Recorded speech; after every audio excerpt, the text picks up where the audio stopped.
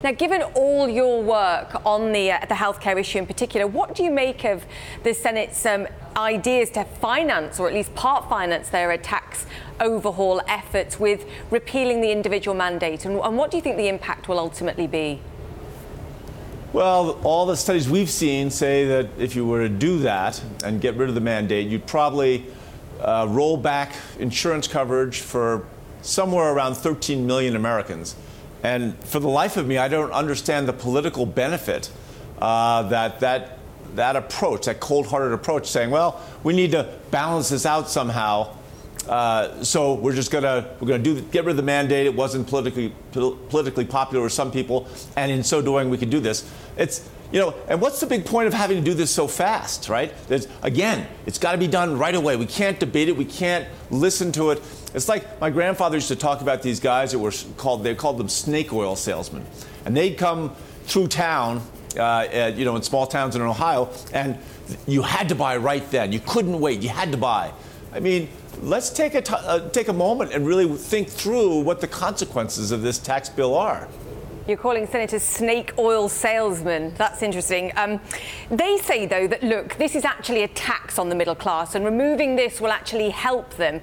Do you see that as lies here? Because they're saying, look, this is actually going to path the way forward to a successful repeal in 2018. Are these both just factual inaccuracies?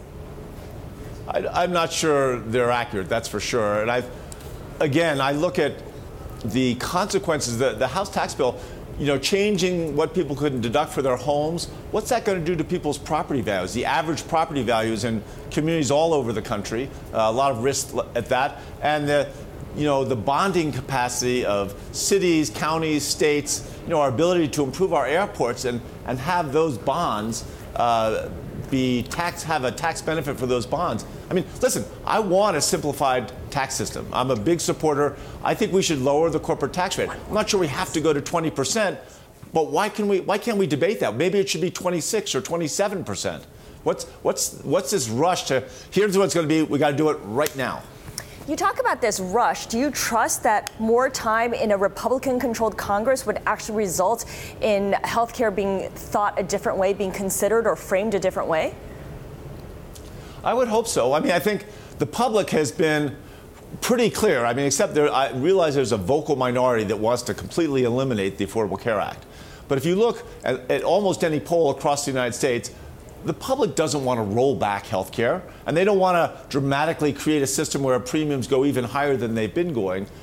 I think a little bit of time, a little bit of prudence would allow the public to communicate to Republicans in the House and the Senate that, hey, there's a way we can do this. You can get your political victory, but let's not throw the baby out with the bathwater. Let's not, create such dramatic consequences.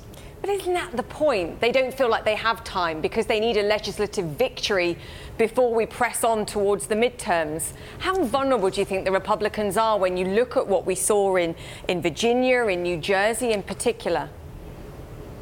Well, but I don't think a political victory one way or the other is going to change that dynamic.